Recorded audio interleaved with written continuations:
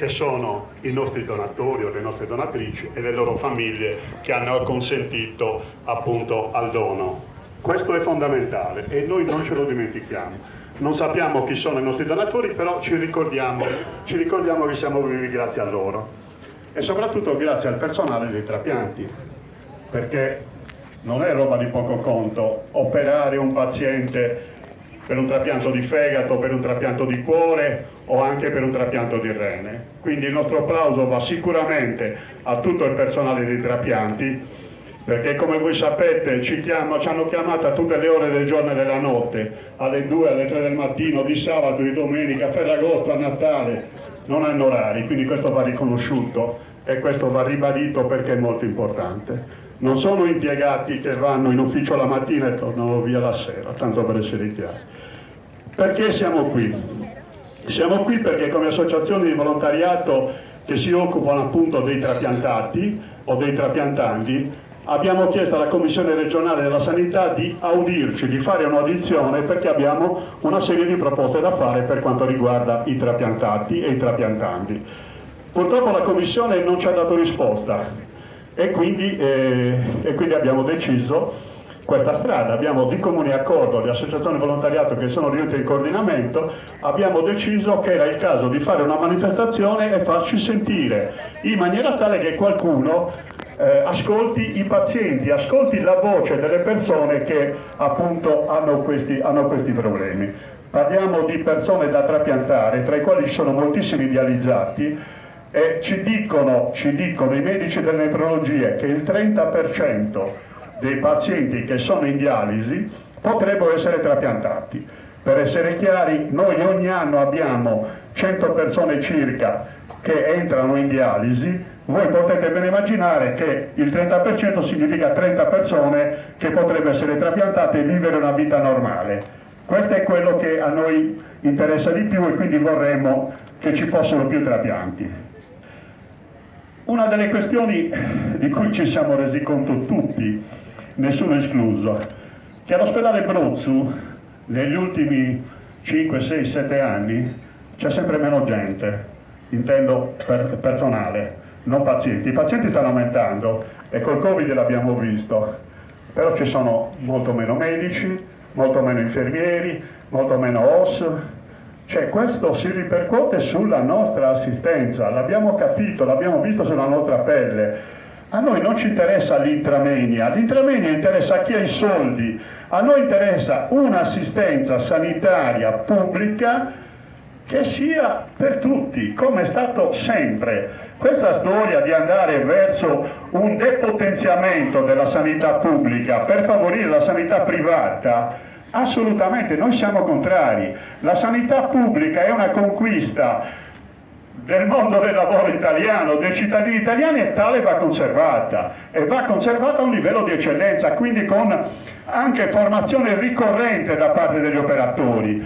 Qui un'eccellenza non è un'eccellenza una volta per tutti, un'eccellenza è quando le persone studiano, lavorano e migliorano la loro attività nell'ospedale. Di questo abbiamo bisogno. Quindi più personale, soprattutto per sostituire il personale che è andato in quiescenza o che se n'è andato a lavorare nelle aziende private. Al Mater Olbia, ma per citarne uno, sono quasi tutte persone che lavoravano qui al Brozzu. E quindi questa cosa vuol dire che noi ci abbiamo perso risorse che sono andate da altre parti. Per quanto riguarda i trapianti, abbiamo da dire alcune cose. La prima è che la Sardegna è diventata in questi anni, grazie al lavoro del Centro Regionale Trapianti, grazie al lavoro di tante rianimazioni, nel piccolo anche il lavoro delle associazioni, è diventata una regione virtuosa. Noi siamo la seconda regione in Italia per quanto riguarda le osservazioni di morte encefalica per milioni di persone, cioè fatte le debite proporzioni, noi siamo subito dopo la Toscana, che è la prima regione in assoluto per quanto riguarda appunto le donazioni. Anche i donatori che noi abbiamo, i donatori reali, quelli effettivi, sono molto elevati. Abbiamo una percentuale molto alta che ci colloca tra il quinto e il sesto posto tra le regioni italiane. Quindi questo è il nostro panorama. Sardi molto generosi, rianimazioni non tutti allo stesso modo, ma comunque rianimazioni che lavorano molto bene. L'unico dato che un po' ci dà fastidio, soprattutto a noi che siamo associazione volontariato, è che le opposizioni alla donazione, che solitamente erano 18-20%, sono arrivate al 30%. Ecco, questa è una cosa che sicuramente non ci piace, perché voi comprendete che c'è un grande lavoro delle rianimazioni per arrivare alla donazione, e poi quando si sta per concludere le famiglie dicono di no. Quindi questo problema delle opposizioni va visto con molta attenzione, probabilmente va migliorato anche il rapporto tra le rianimazioni e i parenti dei pazienti che sono deceduti. Trapianti nell'isola. I trapianti nella nostra isola sono quest'anno esattamente 60. Io ho partecipato l'altro giorno ad una riunione alla sanità, al tavolo tecnico sulle nefrologie, abbiamo 60 trapianti complessivi e qualcuno ne fa vanagloria dicendo che insomma stiamo andando bene perché abbiamo 2 trapianti in più rispetto all'anno scorso. È vero, 58 sono 2 trapianti meno rispetto ai 60, però io mi sento anche di dire una cosa, che nel 2007 e nel 2006 avevamo 99 trapianti complessivi, 98 trapianti complessivi, quindi siamo sotto di 40 trapianti. Ok, questa è la cosa vera, questa è la cosa vera.